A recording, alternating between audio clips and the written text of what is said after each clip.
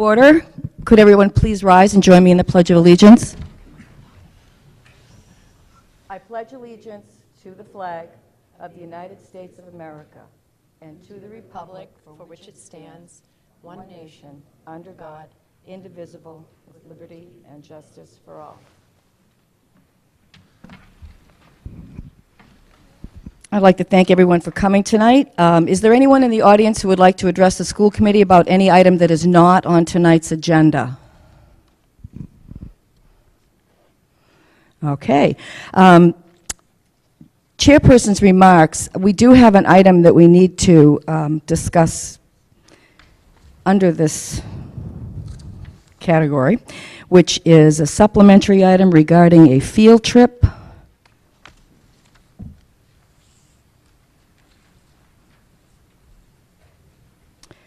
We have a field trip from the Distributive Education Clubs of America to go to the Copley Place Marriott in Boston for a conference. Could we have a motion to approve the conference?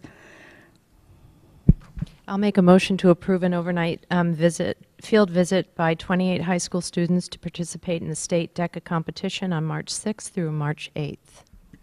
Is there a second? I'll second. Is there any discussion on this field trip?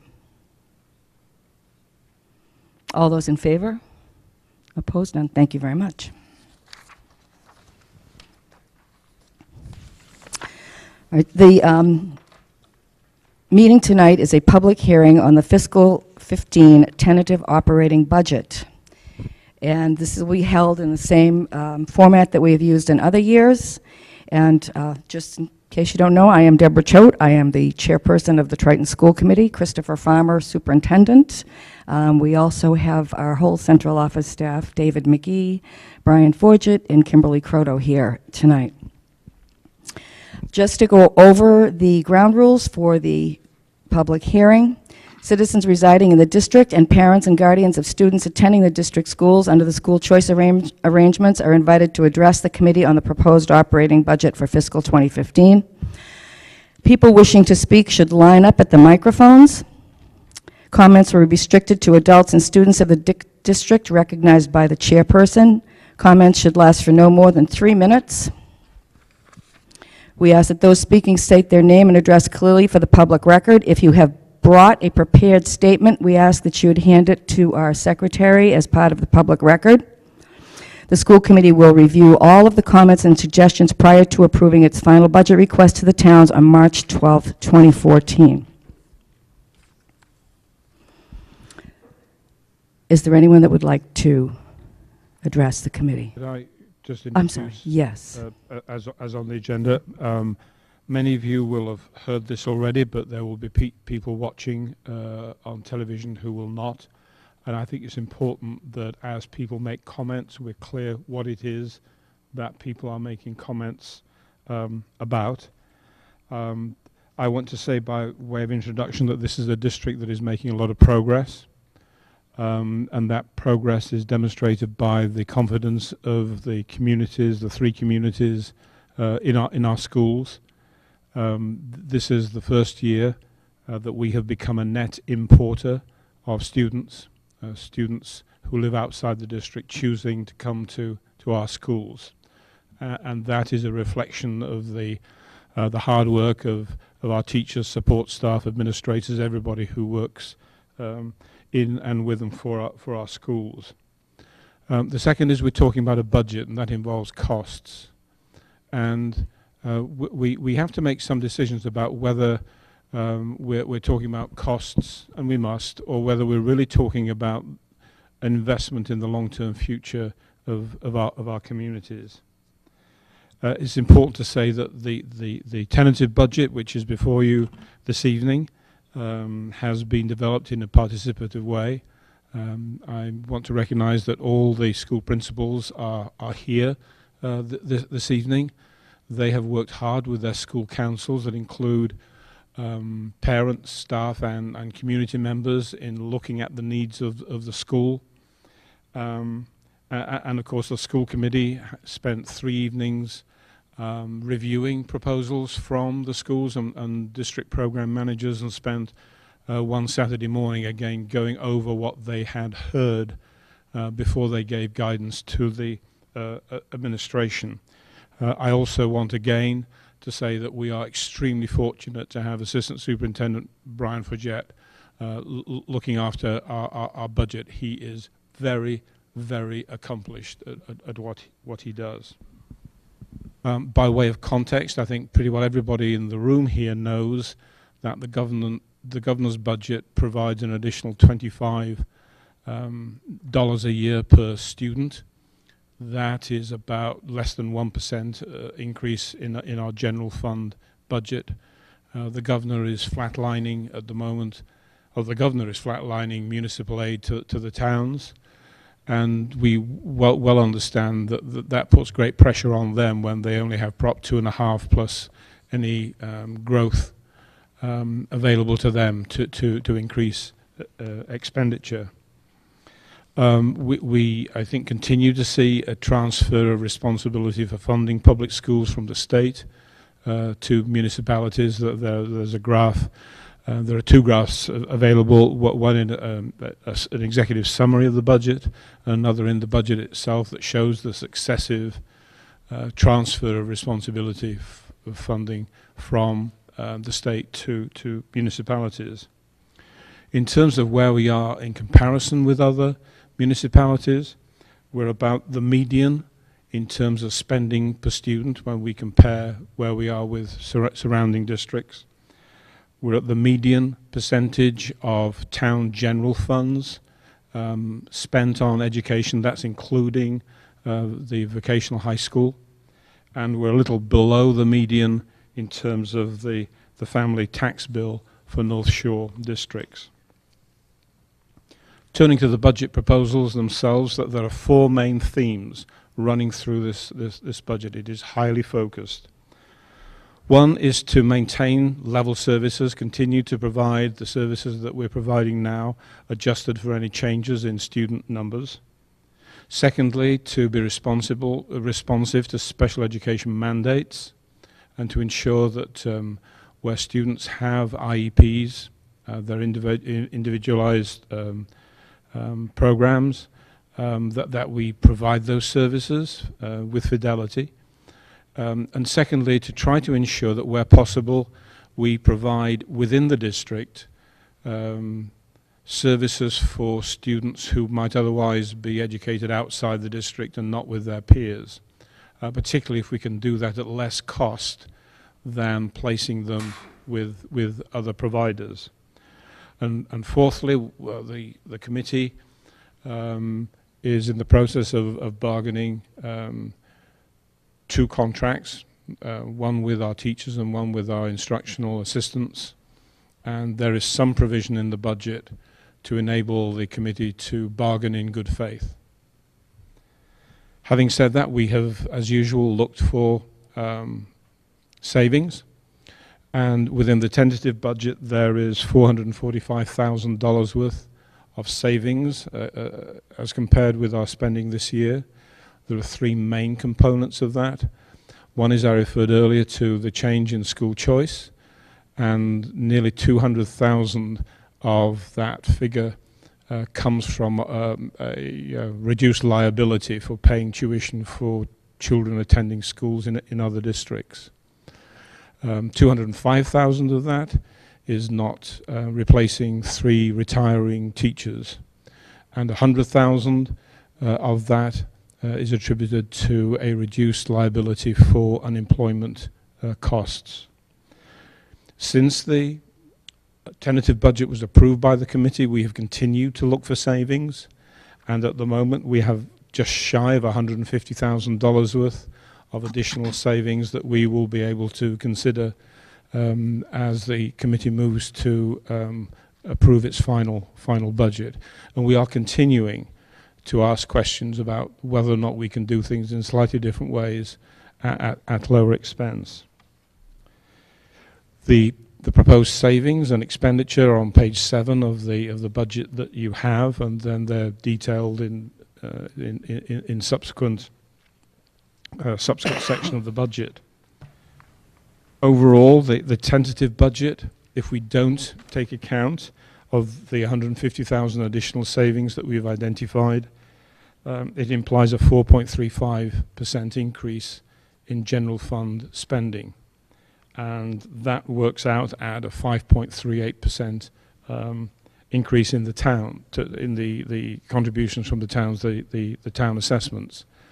I indicated earlier that we are very conscious of the fact that the governor's budget flatlines state aid to the towns, and somehow we have got to find a way of bridging the gap between where we are now and what is practical. I'm certainly hoping that towards the end of the evening I'm going to get some guidance from the committee as to quite what work they would like to be done between now and next week, so that we can bring a budget next week that may well need tweaking, but is something that people are generally going to feel confident about. That by way of introduction, so that hopefully we're all talking about the same thing. Is there anyone in the audience who would like to address the school committee?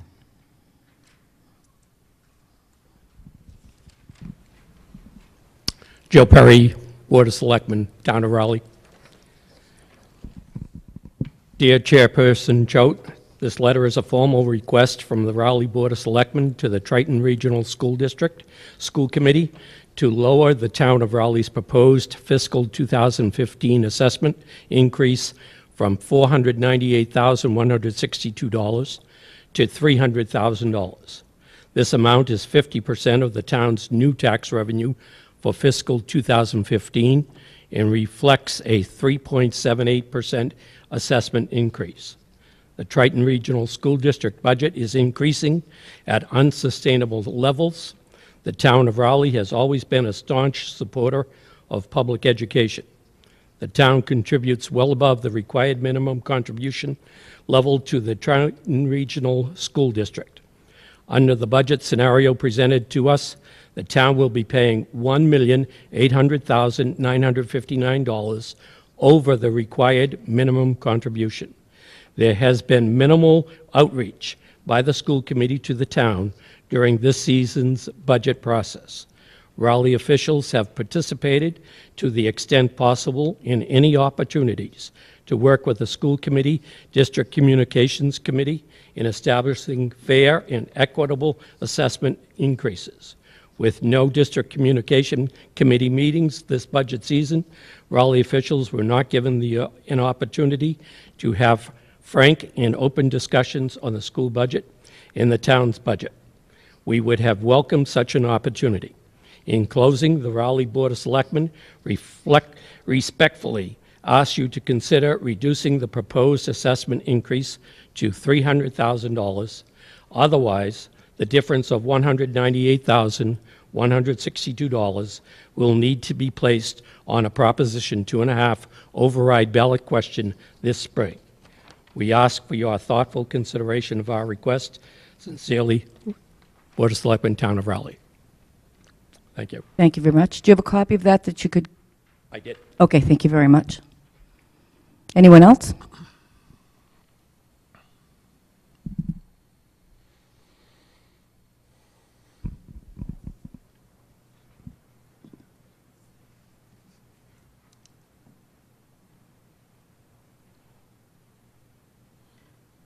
My name is Dave Peterson from the town of Raleigh. I am a selectman and also a citizen and a taxpayer. And I'm just very concerned about this budget. As a town official, as Joe just mentioned, our ability to raise income is limited to additional state aid, which appears to be level funded, new growth, and our ability to raise the taxes 2.5 within the Prop 2.5 law. That gives us the ability within the town of Raleigh to raise approximately $600,000. Your budget that you tentatively support here takes $500,000 of that. That leaves us $100,000 to run the rest of the town. We're giving the schools, the $300,000 we're talking about gives the schools approximately 50% of our new growth and our ability to raise more taxes. We don't do this, we don't stand here and do this lightly, that we want to deprive the school system or the school department or the kids of money. But as we develop our budget, we start out with how much money do we have available? And then we have to cut and tweak and turn and make that fit into the various departments and all their requests. The school department, when they come in with a year after year with budget requests similar to this one, we have no choice but to go with an override of 2.5. Our last one, which we did for the school system primarily, was about 7 or 8 years ago. Myself and other people here were active participants in doing that. We started that process in the fall. You're giving us this budget at this point in time. There's less than 2 months until the election. If we realistically think we're going to get an override done in this shorter period of time, I hope I'm wrong, but I think we're going to have a difficult time. The last override, which we worked a good 6 months on, passed in Raleigh by only 50 votes, and it took a lot of work and a lot of effort by a lot of people. So I implore you to, the one last other thing I want to mention is our employees, you know, the unions, a 1% raise, but collective bargaining. We had a 1.25% step increase for most of the employees. So we're talking raises or increases in salaries of about 2.25% for the employees in Raleigh. And I hope that you keep that in mind as you bargain and deal with the teachers and the other groups that you're bargaining with. But we're in a real mess here. And we want to support the schools. We want to give you what it takes. But I'd love to be able to reach into my pocket and pull out $200,000 and say, here, school system, take it. Maybe we'll win the lottery one day and be able to do that. But in the meantime, I would implore the members of the committee to take a hard look at the budget and come as close as you can to funding what the town's can afford. Because if we go to an override and it fails, we're going to strip Raleigh's free cash practically down to nothing. Or we lay off people or cut back services to a large degree. So I'll leave you with that. Thank you very much. Thank you. Anyone else who would like to speak?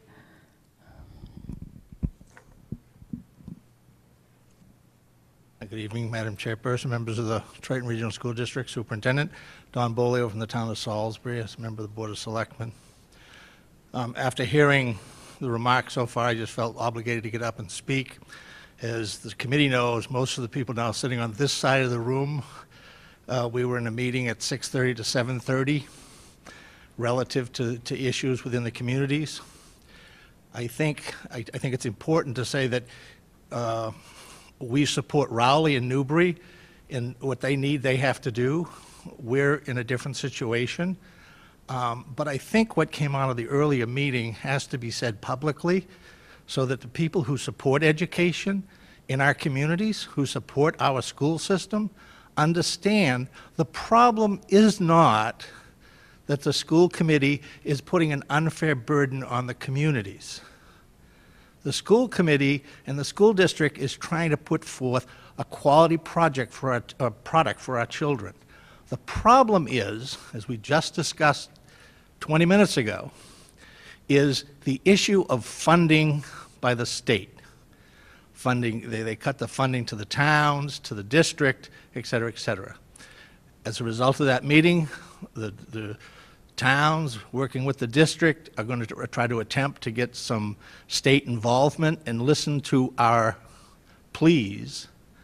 And I would hope that the committee in its deliberation will talk about it and try to get more than your elected officials who are involved in the process. We need people who are concerned about education in general to step forward and support the district. Thank you. Thank you.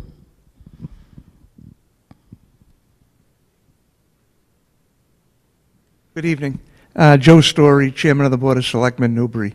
I think what Don, Dave, and Joe said is kind of like the same thing in Newbury, but a little bit different. Our situation in Newbury right now is unexpected expenses We've got a fire truck that's in very bad shape. It has to be replaced. There's $450,000 there. We're trying to build a public safety facility. Our police station has not passed an audit in almost 20 years, okay? The fire station, protection number 2, is in bad shape. Okay, we've got a well over $100,000 overage. It's probably going to be over $150,000 on snow and ice removal this year. And I want to remind everyone here that our highway department superintendent is very vigilant about making sure the roads that come to Triton are done early and done safely, okay? They're done a lot earlier than a lot of other roads, okay? So we do support that. And like I say, we can operate the town on 2.5% increase, which is built in, plus half of the new growth, okay? It's not, the town of Newbury isn't very fancy, but we can operate on that. And we ask that when you do your budget, you look at the same thing. Thank you. You're welcome. Thank you very much. Would anyone else like to speak?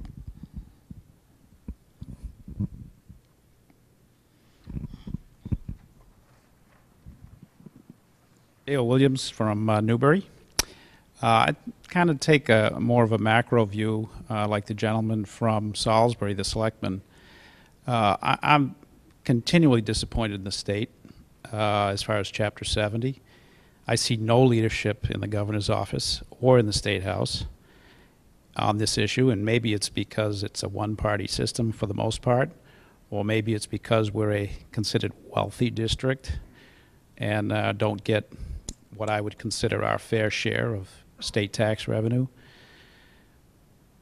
But in this environment, post-recession, which some would argue we're still in it, there is no greater imperative to prepare our kids for a job market that is at best questionable. And if we cannot provide the level of education that's going to make or help all of our kids succeed, whether it's in college, careers, trades, and to sit here and pick each other apart about dollars and cents when the real problem isn't the town of Newbury, Rowley, and Salisbury. It is the state. And I see no action on behalf of the state. I see no public officials standing up and advocating for the importance of the education of our children, especially in this environment where if we can't prepare our kids for what's ahead of them, it doesn't really matter about a lot of the other stuff. So I think instead of directing our frustration at the school committee or the schools themselves, we need to direct it somehow, funnel it toward the state. And we need our public officials to stand up for us. Thanks. You're welcome. Thank you. Anyone else in the audience who would wish to address the school committee?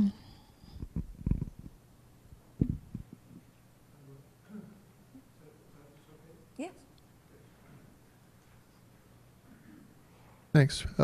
Frank Remley, Newbury Finance. We had a pretty good meeting earlier, as you were just told, and unfortunately it's the first communications meeting we had in a year. And we should continue to do that because they're very enlightening, and I think there's a lot of learning that goes on in those meetings. Unfortunately, our assessment increase this year is way above the 50% agreement we thought we had over new revenues. Notwithstanding, we knew there was going to be some increase because of the peculiar way that the Chapter 70 assessments were done last year. And we did catch a break. But now this year, combined with a large increase in our Whittier assessment, we've gone, as I said, we've gone from 2 years ago, 7 students at Whittier to around 19 next year. And the combined increase is going to be around $640,000 for us. The 50% increase in revenues would be about $270,000 to $300,000. So if this budget goes through the way it is, it'll be about a $300,000 to $340,000 increase that we'll have to ask for an override to cover. If we don't get the override, that $340,000 will come right out of town operations.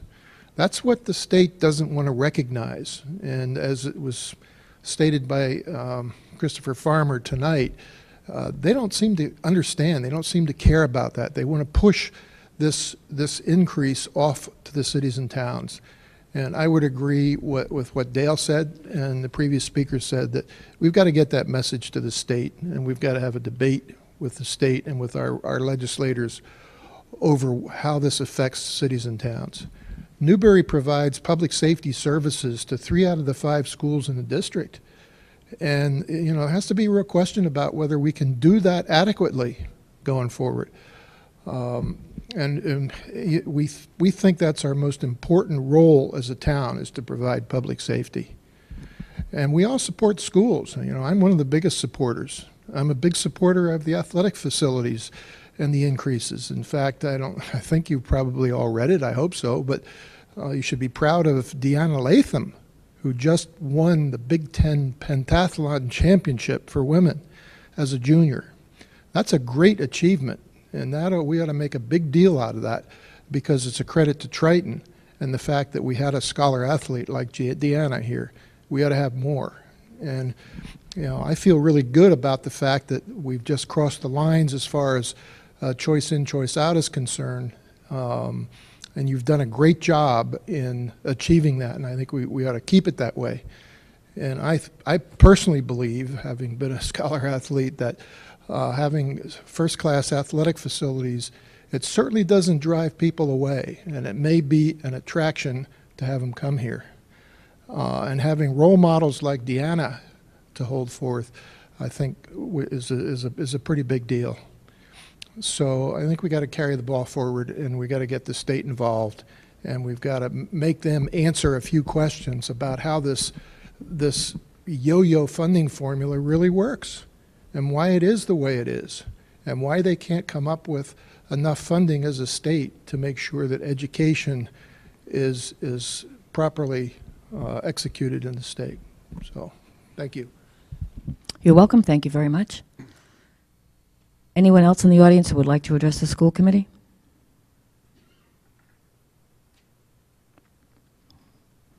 All right. Well, thank you very much for coming. Okay. Chairman of the Board of Selectmen, Town of Raleigh. I've listened to the other selectmen from the other towns, and I implore you, I ask you for a balance between the towns and the schools. We cannot afford this increase to our towns. We want to give each student the very best education that we can afford. By doing that, we bring and attract people to our towns. But if we attract those people to our towns and we do not have the infrastructure, they're not going to come to our towns. So we need a balance between the schools and the towns. The town of Raleigh, we need a $700,000 ladder truck. We have to put that up before the town this year. As you heard from the other selectmen in the other towns, this is very important to us at the town level, the infrastructure. And take a look around. Superintendent Farmer, you've been down to our fire station. You've seen what it looks like.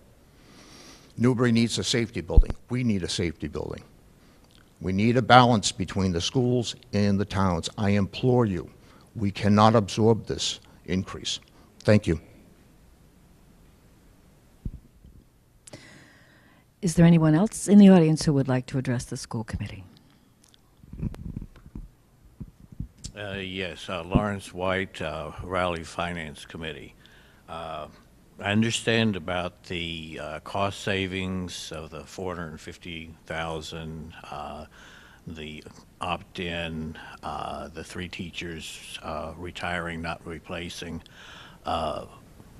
One thing I would suggest is that, to get a more balanced budget, you have to look at either cutting back on personnel or on facilities and stuff like that. And one thing that I've been thinking about is with your Wi-Fi going throughout the school and stuff like that, and each town having their own library, I don't see a need for a library at Triton. Yes, it's draconian, okay, and it is a huge impact, but the budget that you're asking the three towns to approve is a great impact on us. And I think you need to consider, we'll say, if the three teachers that retired aren't being replaced, why weren't they replaced, or not replaced earlier? You know, are there other teachers that are not necessary? You know, the budget doesn't show those type of line items, but I think you need to consider, you know, if you're updating the technology to Wi-Fi, do you really need a huge library? Everything's going to be available on the internet. Some things to consider. Thank you.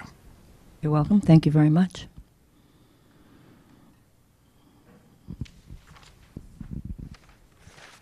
Jeff Walker, Selectman in Newbury, and this is a little different. And this isn't totally relevant and pertinent to what you've heard before. But I beseech the educational system, being once in education, to maybe look deeply into the high cost of the MCAS. And when does MCAS actually go on public forum for people to study and see if it's working and maybe go back? I came out of the community school era when, you know, the community participated more soundly in the community and the education of our children. I know things have changed, but, you know, it's up to you as educators too, and the structure and the system throughout the districts in the state of Massachusetts to question the high cost of MCAS at some time and see if it's working, and if it is working, keep it, and if it isn't working, try another model. Thank you. Is there anyone else who would like to add anything or speak to the committee about maybe anything that hasn't already been addressed?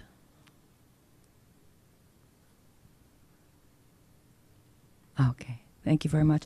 I think there were some comments that were made, particularly by the last 2 or 3 speakers, where we have been active in those areas, but this isn't the time necessarily to fill you in on that, but we would be happy to, as far as the MCAS and those kinds of things go, at another time.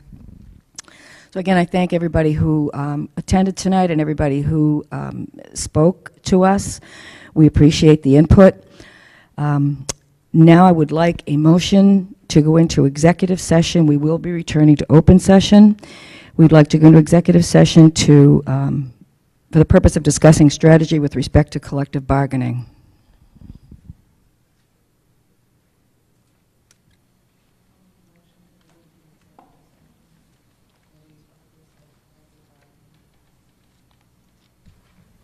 I'll second it.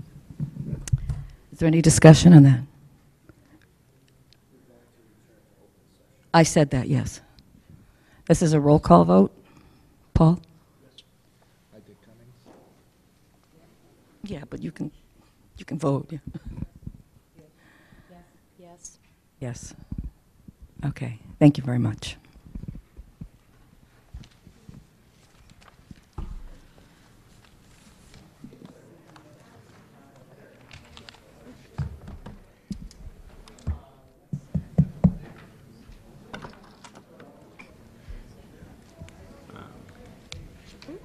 I'd like us to brainstorm about next year. Oh, yeah, well, I think we have a little bit to say. Yeah, I know. I think I think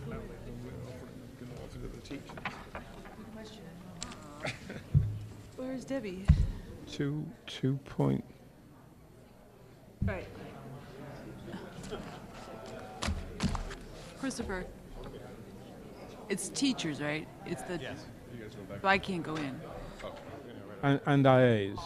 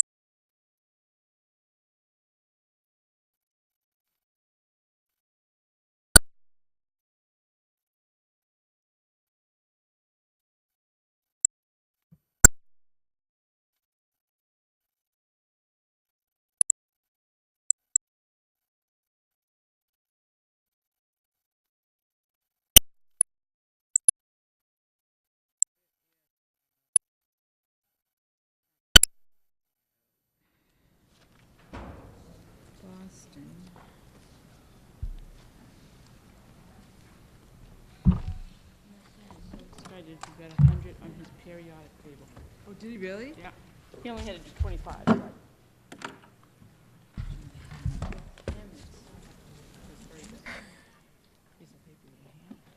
Thank you, audience that waited.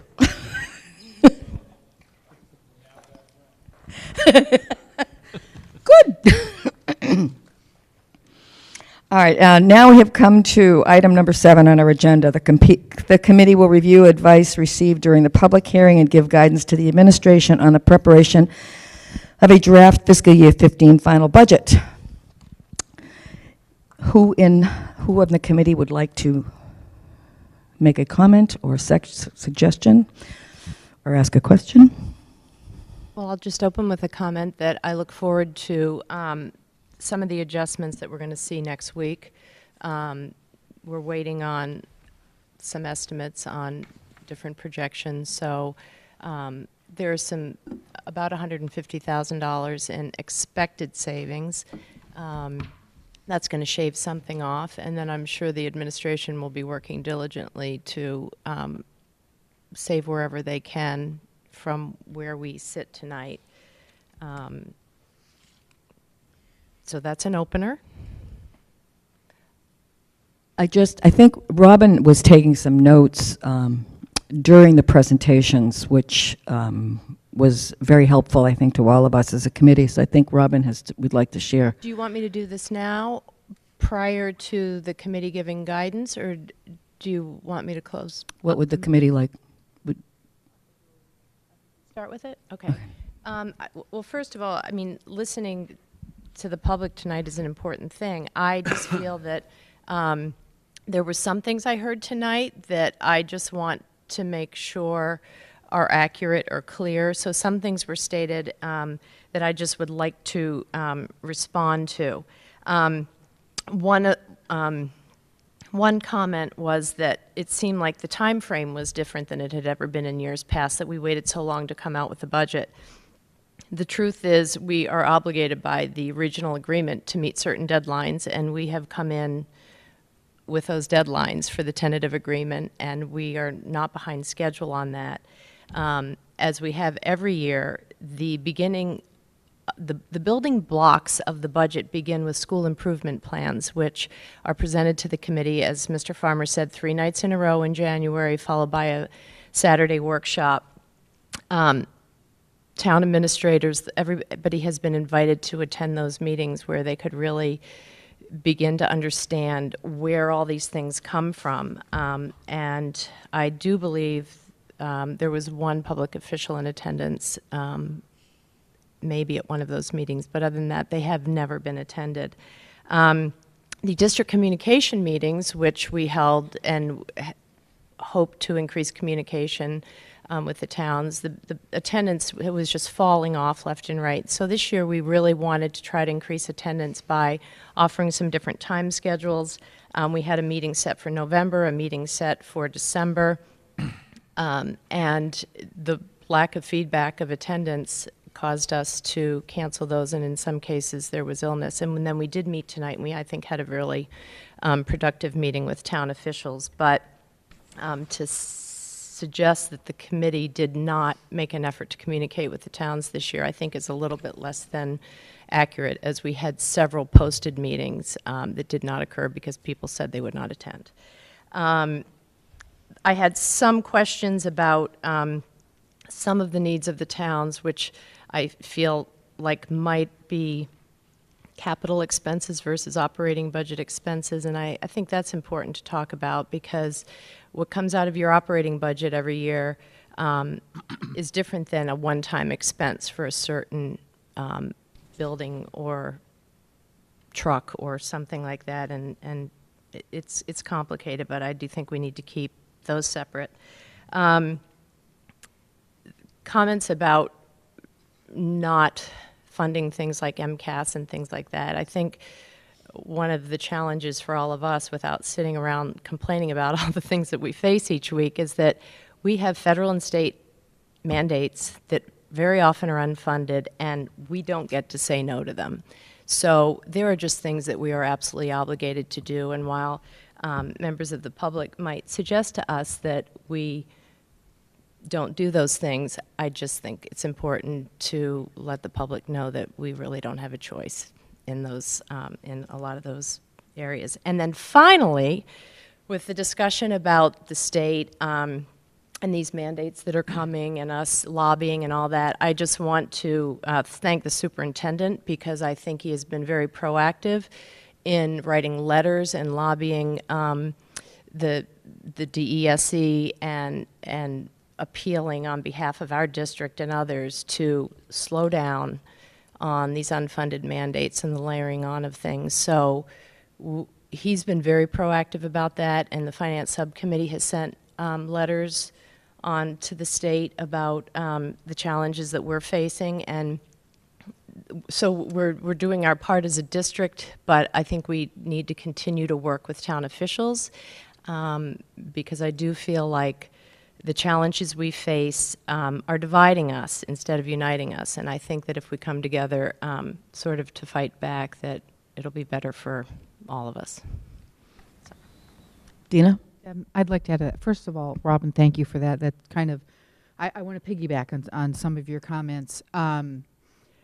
Although I respect and understand how difficult it is for the towns to fund a budget that is outside of their purview. It is our purview to set the budget for what we consider an adequate education. And I'll say right now, I think the budget that we are proposing right now is not an adequate budget. And I don't think anybody sitting at this table would argue with that. But it's what we feel we need and what we hope the towns will support, and the townspeople, not just our boards of selectmen. I think that we come across this every year where it's us against them, and it should not be that way. We all live in the towns that we represent. I mean, we all represent the district, but we live in each of our individual towns. None of us want to see services cut in our towns. We all want to see improvements made.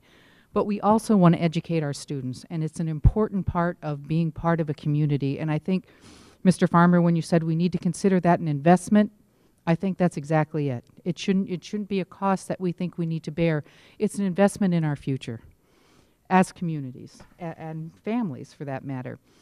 I also want to comment, too, as the former chair of this committee and running those district communication meetings last year, Mr. Bolio, who's here tonight, is one of the ones who regularly attended those meetings. We had some members of Newbury FinCom, member of the Raleigh FinCom attend fairly regularly, and selectmen, but it was not consistent. It was a small group, and we have been talking, all the years that I was chair, we have been trying to talk about making adjustments to the regional agreement, and we still haven't gotten to that because we don't get people attending those meetings consistently. That's one issue I have. Secondly, again, as Robin pointed out, with the development of this budget, since Mr. Farmer's been in this district, it has been greatly improved because the school committee is more involved in that process than we ever were before. As Robin pointed out, it starts with the principals and the school councils and the development of that school improvement plan. Before, we would approve those plans and not really understand how it was tied to the budget, because it was never clear how it was tied to the budget until Mr. Farmer came and we started the week-long nightly meetings, meeting with the principals and school council representatives to hear how the school improvement plan was developed and to review their budget request document as well. And it showed direct correlation between the budget that they were proposing and the needs of the school, developed by the principal and teachers and parents within that school community. So in my view, the budget development is heads and tails above where it ever was before. And I think in our evaluation of the superintendent last year, I know many of us cited that very highly in his evaluation. And again, kudos to Mr. Farmer for instigating that or instituting that process here in our district. However, as Robin pointed out, those are open meetings. These agendas and everything are sent to town hall just as they are, electronically granted, but just as they are to school committee members. So for any selectman or town official to say that they're not aware of when these meetings are, or what the agenda is, I have an issue with that. They're welcome to any of these.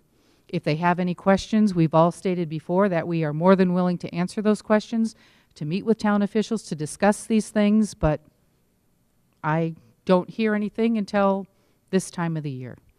Not that I'm saying that that shouldn't happen, but in order for us to understand what all the town needs are, you need to know what our needs are too. And our primary goal is to support a budget that educates the students within our district. And that's what I think we're trying to do with this tentative budget. Thanks. Mary? Thank you to both Robin and Dina. You've put everything into words, and I agree completely with what both of you have said. And I congratulate you for saying that, because it's what, you know, I wanted to say, but not able to put it in the words that you have been. I want to thank Dina and Robin as well, and also the administration, because I think families need to know also the great work that they've done with special education that is also a mandated, that the state doesn't fund as 100% like they should.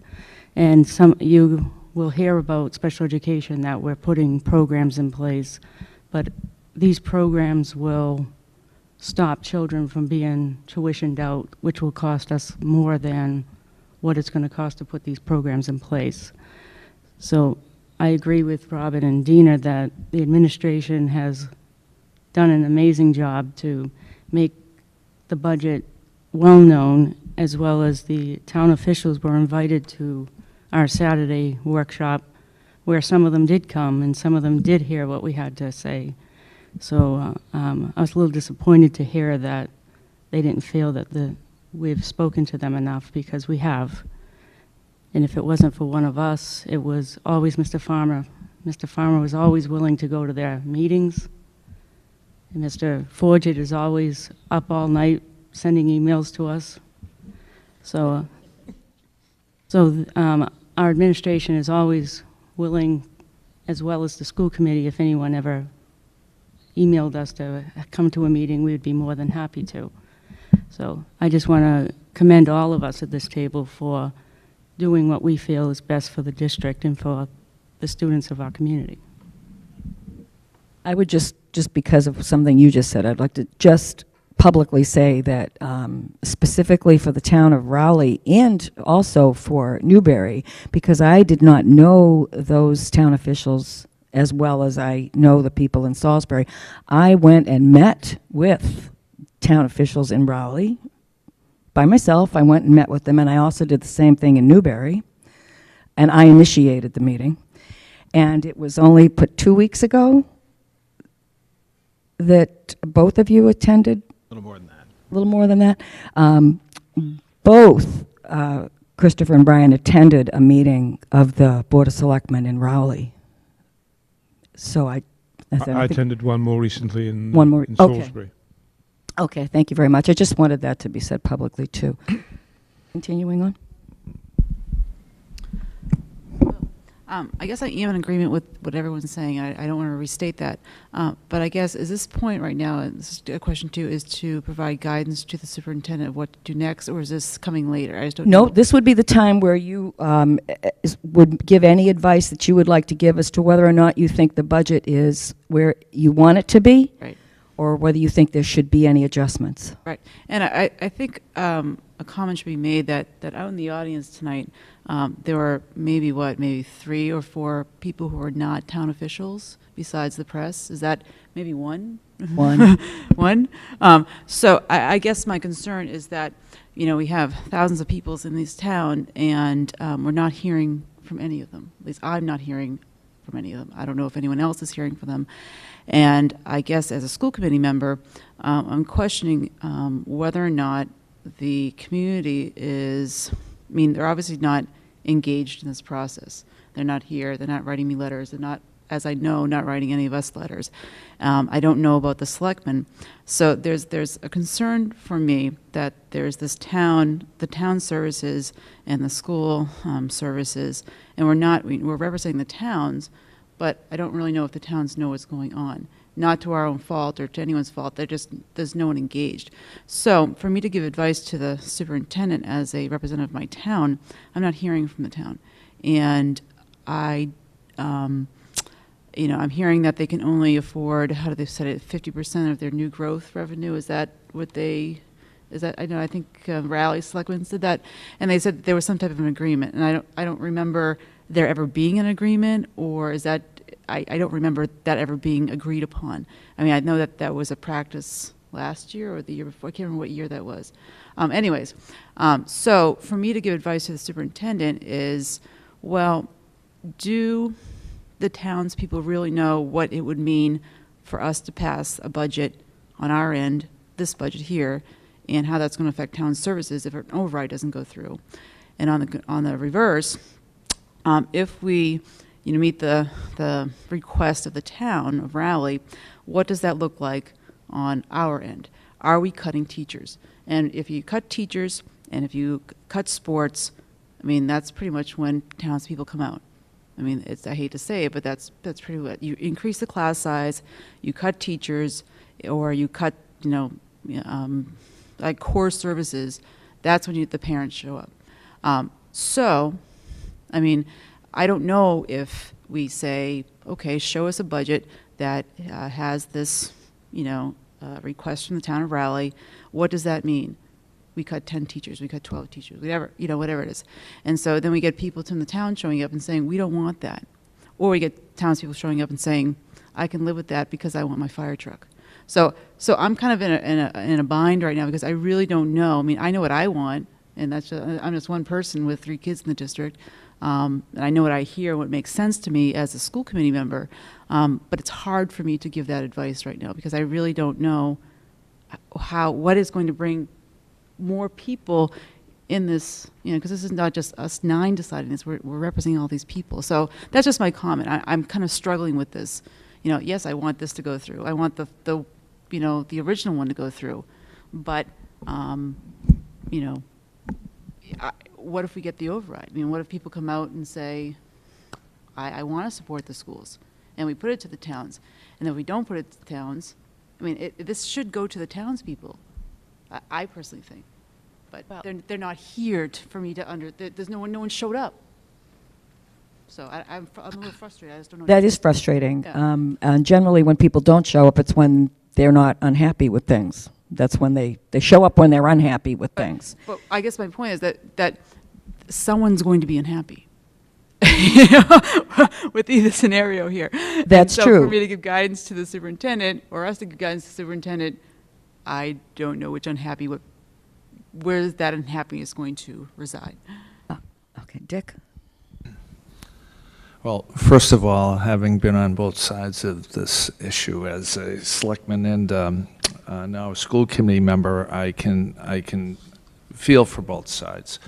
One of the things that has been said in the past regarding this whole process by me as a selectman was the lack of transparency with the budget preparation. And I said to Brian last week, this is probably the best budget document I've ever seen prepared and given out to the towns. It's clear, it's concise, easy to understand. After listening to the people who spoke tonight, the selectmen from the towns, there was an overriding agreement from the school committee members as well as the selectmen. That is the state is putting the onus of our children's education and support squarely on the local community.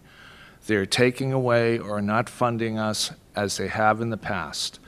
If you look at what Joe Perry said in his letter drafted by the Raleigh Selectmen, they want to decrease their assessment to $300,000 from the $498,162. So let's assume that they have $600,000 in free cash to spend. The $498,162 would represent 83% of their free cash and leave them $100,000 to run the town of Raleigh. I went through that process when we had to make cuts across the board. But the other overriding and underlying agreement that they all had was that we should get the state, our representatives up in Beacon Hill to come out and tell us what they think. Are they going to support the local communities that they represent? We are their constituents. Where are they? Usually Senator Tarr is at these meetings. Nobody's here. Nobody's here. And I also agree the fact that families aren't here.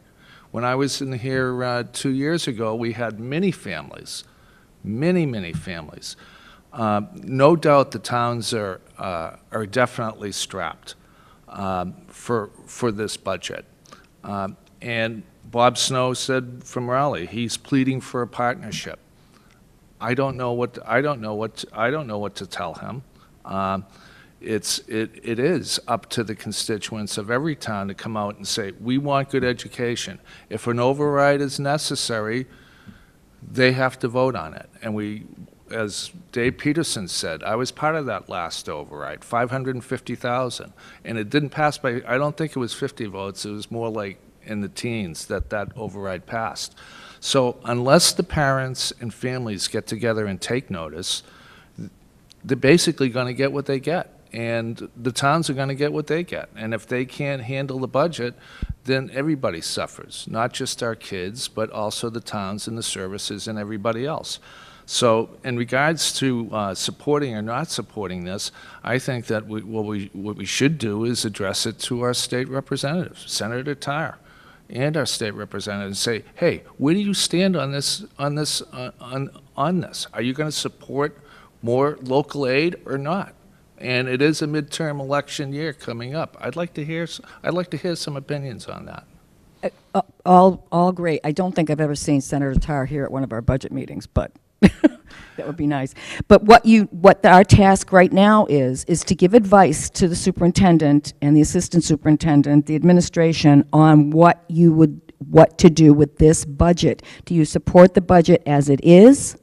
Do you want any changes to the budget? That's what we're doing right now. So what you said is great and it's true, but I think we have to take into account what the towns can afford and take a look at that, and also try to work with the towns to see what they can do to get their own constituents to support this budget in an override process. So I think I don't think I can say outright that I support it for the towns. I support it for our kids to get a good education.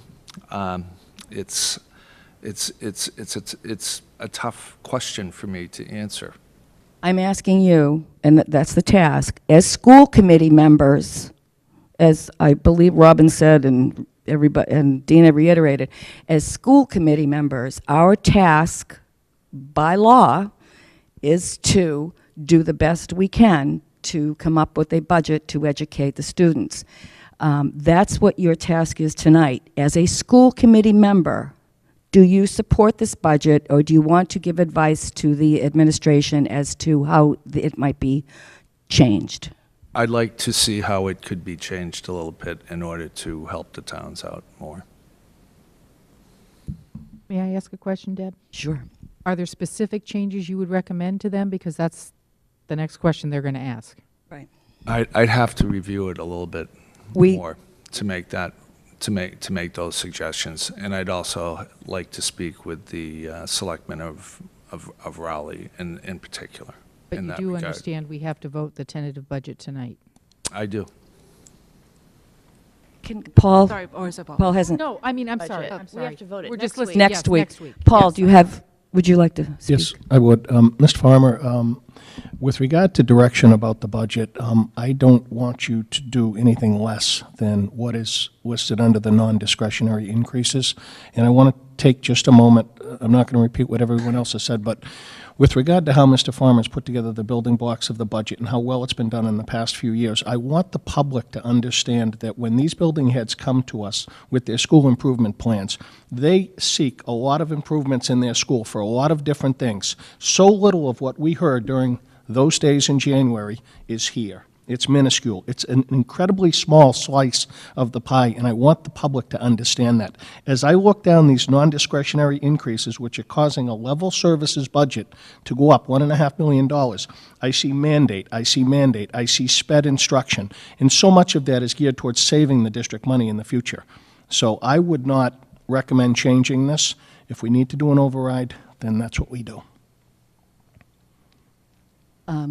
Yeah, I think Suzanne, yeah. I just have a question.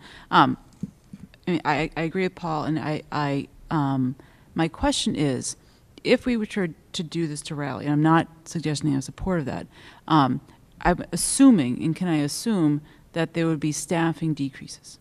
Is that a question that, like, that's their major? Correct. Okay, so we will have to cut staff to meet that. Right, and so with that, as Paul said, the principals came to us with these school improvement plans that we all reviewed, and very little of that. There were staffing requests in some of those, right? On top of that, we didn't meet their staffing requests that they feel that they need, and yet we will still have to cut further from their improvement plans from their staff to meet the budget that Raleigh is requesting. Okay, so that, to me, that's unacceptable, and I do support the tentative budget that's in this document. Robin. Oh, Paul. Robin. I just want to come to Mr. Tarr's defense. He did attend a meeting a year ago, and I remember this explicitly because he came in late. He sat down right next to me.